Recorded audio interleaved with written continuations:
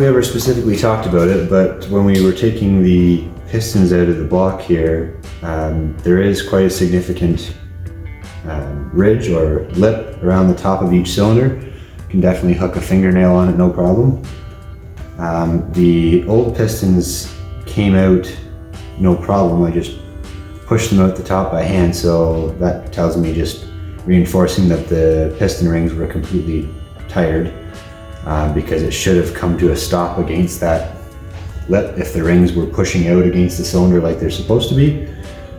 So what we're going to try and do at this point now is try and machine, quote machine, the ridge out of each of the cylinder sleeves here, so that when we go to put the new piston, not the new piston, the piston with the new rings in, it won't be really snug through that top part, because that's actually still factory sleeve size at the top.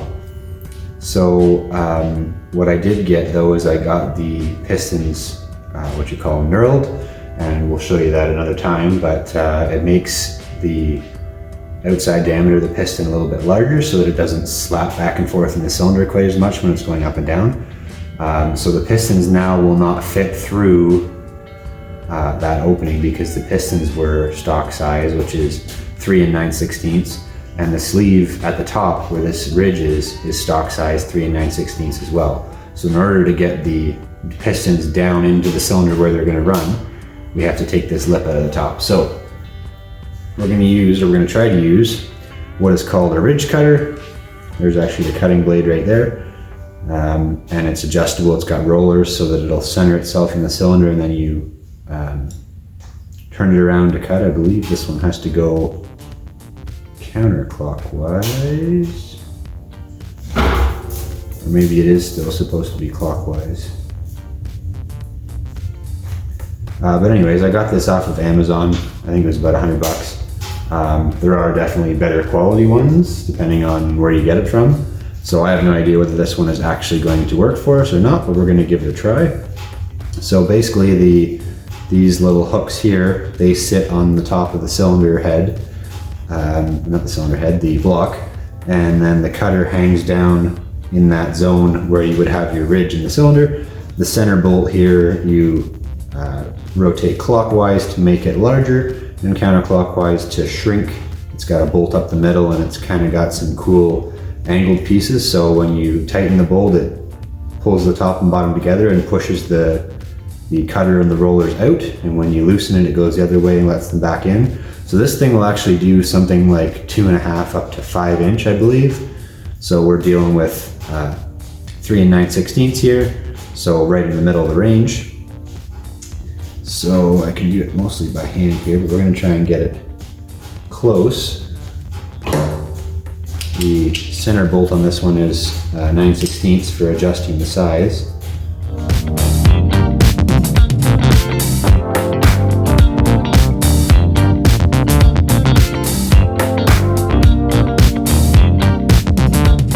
Again, this one, I really know nothing about how this one is supposed to work.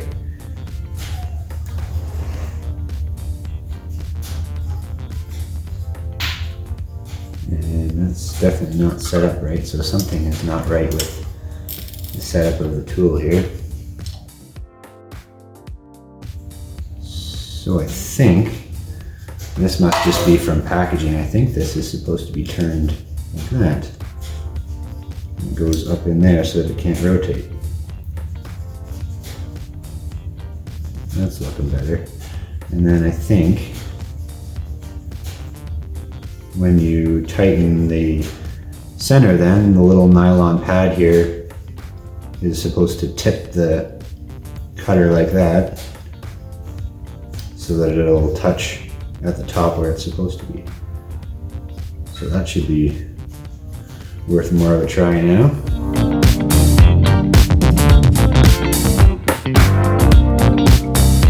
Yeah, there we go. So when I finally got towards the end there, I don't know if the camera's going to be able to pick it up or not, but you can, if you watch that's the tip of the cutter there. It starts to get tight on here, and then as I continue, then it tips the cutter out to make contact right there. And what you're supposed to do here, my understanding is, with this style at least, you only really tighten it up till it makes contact, and maybe a little tiny bit of tension after that, because it does have some compressing to do. And then this one, unfortunately, you can only do, you got to do one cut, and then you got to tighten, and then you can do another cut. Whereas another one that I saw earlier today online, it's a threaded one, so you start at the bottom of the lip and you adjust it against, you adjust the cutter against the cylinder below, and then you just wind it all the way out, and it takes the entire ridge off, and it kind of threads itself up as you go. So this one is not like that, unfortunately. So like I say, I really don't know how it's going to work, but it is a clockwise rotation that's required in order to cut. So, and we're also going to use some cutting oil. I'm just going to use some drilling and tapping fluid. It doesn't really matter what you use as long as it is actually a cutting oil. You know, things like WD-40 are actually not meant as a lubricant. WD stands for water displacement, so it's a protective film, but it doesn't really help when you're actually cutting metal. So something like a tapping oil, or even like, you know, like to some degree Move It or like PB Blaster may work. We're dealing with cast iron sleeves here, which is one of the hardest, you know, more or less the hardest metals to try and do this process with. So I have no idea if this cheap ridge cutter is going to stand up to it or not, but we're going to find out here. And just in case we do either destroy the cutter or just dull the blade really quickly, what I'll likely do is we'll do a little bit on each cylinder and keep going through all four of them, so that if it does break or we dull the cutter before we're completely done, at least all four cylinders will have less of a ridge than they did to begin with. So this is, that's not going to work very well, is it? Only going to be able to do, that's another thing to note with this style of cutter is ideally you want to be able to do an entire circle at one time, so that you don't have as many seams in the cutting surface. Every time you stop, it makes a vertical line in the cylinder sleeve, which then requires more honing later to get it clean again. Now, we don't really care about this upper part because the cylinder or the piston rings don't run in this section anyways, but if you were machining part of the cylinder that was going to actually be required to seal for compression, then you want to try and do this as smoothly as you can. And that's why that other cutter I was looking at was nice, because you can turn it, I mean, depending on what's in the way, you can turn it the whole time and it winds itself up and you're cutting at the same time. So I'm only going to be able to do just over a quarter turn here at once, which is fine. It's, you know, all you can do. Got a water pump in the way here, which is fairly big to take out of the way. It'd be nice if the rad wasn't on here, but then we get down to the other end and the gas tank is in the way anyway, so we're not going to be able to do much more than a quarter turn on any of them, so you just do the best that you can. And so what I'm going to try to do here as well is put some cutting oil, at least on the leading edge of the blade, and a little bit around the top part of the cylinder maybe. How much is left in this thing? Actually, that's not a bad way to do it. Just have it go down the cutter.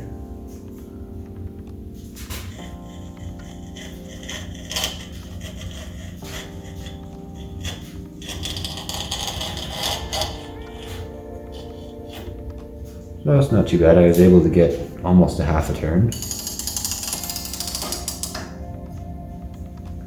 Put a little more. Of course, I can't see. A little more on here. Try some more. I'm trying to do it as... Oh, now she's stuck.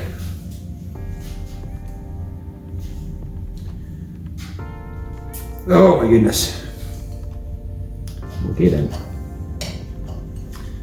Not sure why we've come to a dead stop.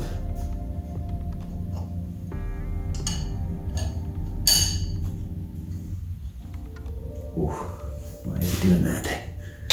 Oh.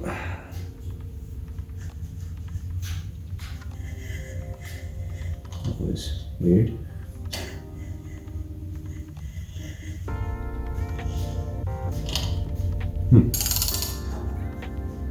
It is rather difficult to keep it.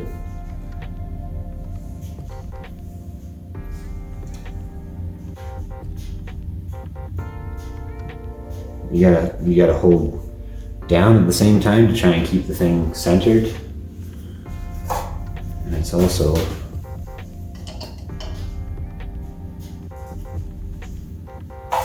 very, very cheap, of course, so it doesn't help anything.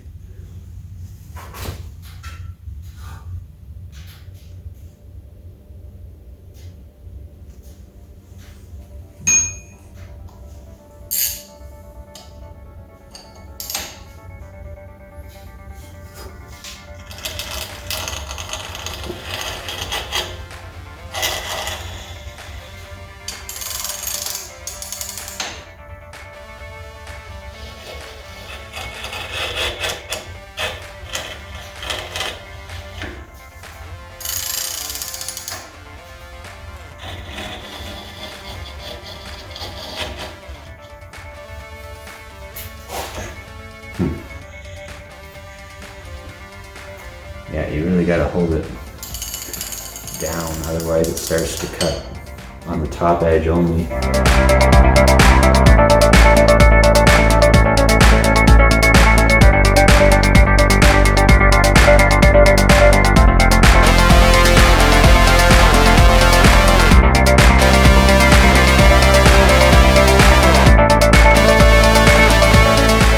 Go on here and try the same in the rest of them, so that, like I mentioned before, if we bugger the tool,